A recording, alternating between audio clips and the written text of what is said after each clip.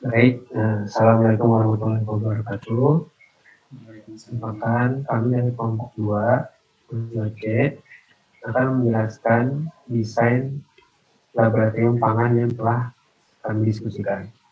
Kelompok 2 sendiri terdiri dari Ahmad Budistanto dengan NIM 1918-2007, Arif Maulana 1918-305, Fatur Kurniawan 1918-344, saya sendiri Muhammad Rizky Bali Borista 1918-380, dan Nurul Wahyu Farika dengan 1918-445.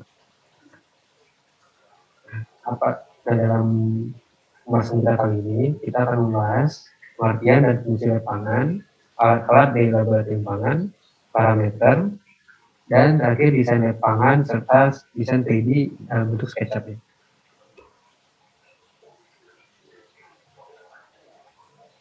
Baik, yang pertama itu pengertian dan fungsi laboratorium pangan.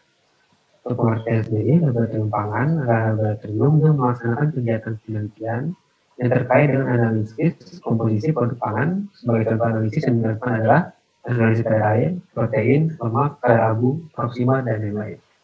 Fungsinya sendiri yang pertama menyediakan jasa pelayanan analisis pangan dan hasil pertanian yang dapat mendukung kegiatan penelitian produk pangan. Yang kedua, menyediakan jasa pelatihan untuk pengembangan produk pangan dan hasil pertanian.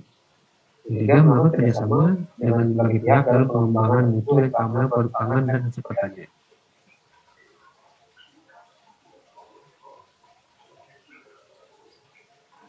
Nah, selanjutnya saya akan menjelaskan tentang alat-alat yang ada di lab pangan. Yang pertama, ada lab konvensional terlebih dahulu, yaitu ada neraca analitik, oven, blender, rotary evaporator, soklet, dan juga yang lainnya. Lalu, pada lab instrumen, ada UV vis, gas chromatografi, flame photometer, AS, dan yang lainnya. Dan untuk lab mikrobiologi, ada mikroskop, inkubator, autoclave, dan koloni counters. Nah, untuk parameter di lapangan, pertama yaitu pengujian fisik yang meliputi viskositas, warna, tekstur, daya kembang, elastisitas, dan kuat tarik, total padatan lalut atau TPT. Untuk pengujian kimianya, ada air menggunakan gravimetri, terus air menggunakan toluen, lalu protein, lemak, abu, pati, amilosa, zat kasar, total gula, lalu yang menggunakan AS ada CA, NA, MG, K, Fe, dan PB, lalu ada bilangan asam, bilangan peroksida, bilangan iod, bilangan penyabunan, antosianin, total karoten, antioksidan, gula reduksi, garam, AW, dan pH. Untuk pengujian mikrobiologinya ada TBC, ada E. coli, salmonella, coliform, total bal pada tercair, lalu Staphylococcus aureus, dan juga total kapal atau jamur. Nah, berikut adalah desain lab pangan kita yang ukurannya 9,9 meter kali 9,9 meter, yang terdiri dari APD, P3K, lemari asam, meja kerja, wastafel, emergency shower, meja tulis, apar, gas, alat-alat instrumen, lemari alat, tempat sterilisasi, tempat penyimpanan, dan pembiakan. Untuk lebih jelasnya nanti akan ditampilkan melalui SketchUp. Terima kasih. Selanjutnya kita akan beralih ke aplikasi SketchUp.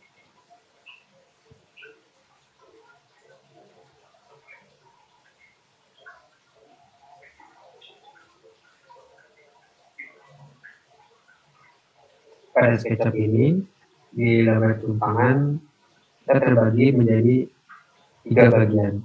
Bagian pertama, itu laboratorium profesional, penjelasan oleh Arif Maulana.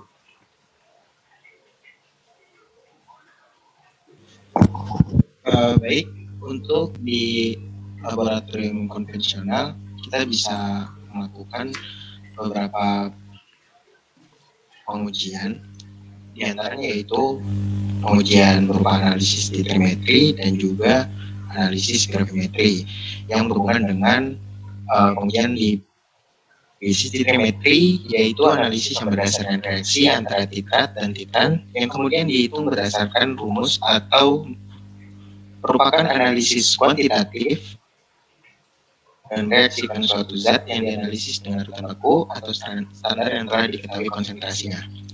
Lalu untuk analisis gravimetri, yaitu analisis kuantitatif yang mengisolasi dan berat unsur atau senyawa yang pasti dari elemen semurni mungkin. Analisis ini dilakukan untuk menentukan jumlah zat yang didasarkan pada perimbangan hasil reaksi setelah bahan yang dianalisis direaksikan.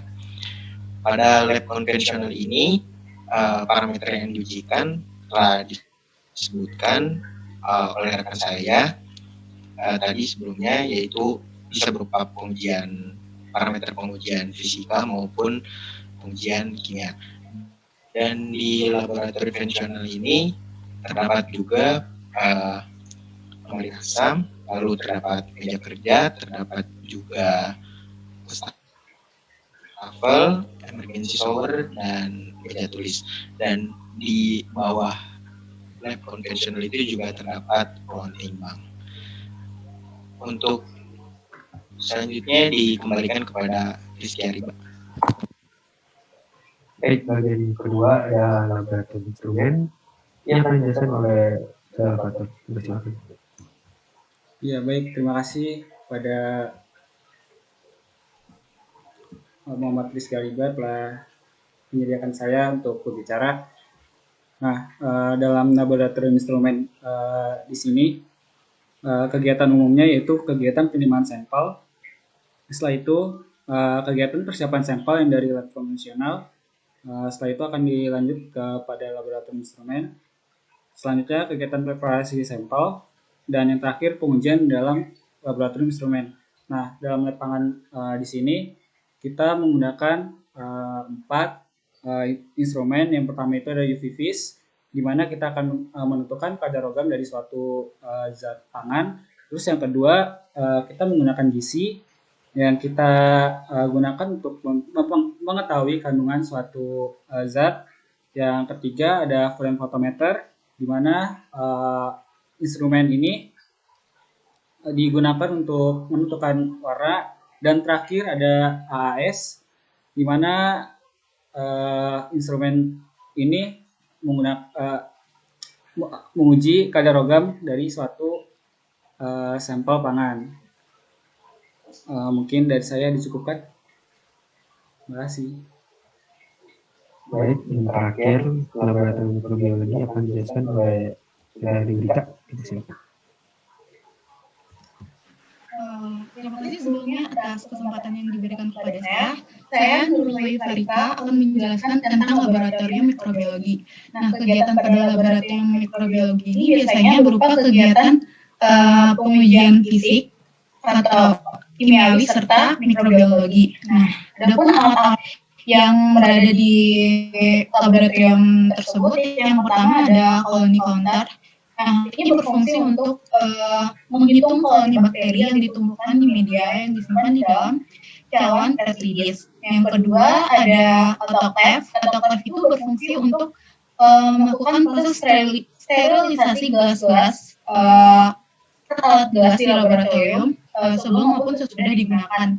Nah, yang ketiga ada microscope, biasanya untuk melihat bakteri. Terus yang keempat ada inkubator.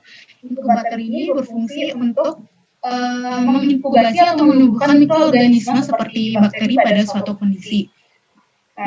Terus dan pada laboratorium mikrobiologi ini ada di depannya ada ruang R&D. Nah, fungsi dari ruang R&D ini untuk merencanakan, melaksanakan, dan melaporkan semua aktivitas riset dan development untuk tujuan perbaikan dan pengembangan produk perusahaan. Nah, yang di depannya itu ada lagi ruang analisis. Nah, ruang ini berfungsi untuk menganalisis sampel yang kita terima. Sekian dari saya. Baik, terima kasih. Nah, untuk alur dari lab kami sendiri, yang pertama itu sampel akan masuk dari pintu utama di sebelah bawah, akan masuk ke ruang analis untuk diperiksa, diterima dan diperiksa oleh analis. Kemudian sampel dari diperiksa dan diterima, dilanjutkan ke lab konvensional untuk preparasi, maupun itu ditimbang ataupun dilakukan, dan lain sebagainya, untuk pengujian sampel di laboratorium konvensional. Kemudian akan dilanjutkan bisa ke lab instrumen maupun masuk ke lab mikrobiologi, tergantung apa yang mau diujikan. Dari instrumen bisa dilakukan pengujian kadar, dan dari mikrobiologi bisa dilakukan pengujian mikrobanya. Kemudian setelah sampel telah selesai dianalisis dan ditulis laporannya pada meja tulis maupun ruang analisis. Nah, di lab di sini juga terdapat lemari alat dan lemari APD di sebelah pintu utama, serta kotak P3K. Dan terdapat juga emergency shower di depan ruang timbang dan apar di beberapa tempat seperti lab konvensional, lab instrumen maupun lab mikrobiologi. Itu saja dari kelompok kami. Mohon maaf jika ada kekurangan maupun dalam pengerjaannya kurang beberapa komponen dalamnya karena faktor laptop yang kurang mumpuni dari kelompok kami. Sekian, terima kasih. Wassalamualaikum warahmatullahi wabarakatuh. Waalaikumsalam.